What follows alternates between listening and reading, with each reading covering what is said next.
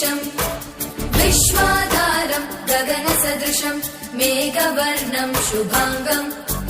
लक्ष्मीकान्तम् कमलनयनम् योगिविद्यानगम्यम्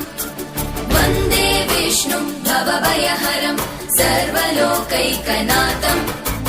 शान्ताकारम् भुजगशयनम् पद्मनाभम् सुरेशम्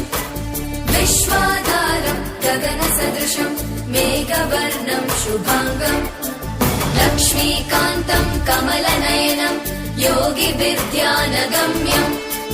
वन्दे विष्णुम् भवभयहरम् सर्वलोकैकनाथम् त्रैलोक्यपूजितः श्रीमान् सदा विजय वर्धन शान्तिः कुरु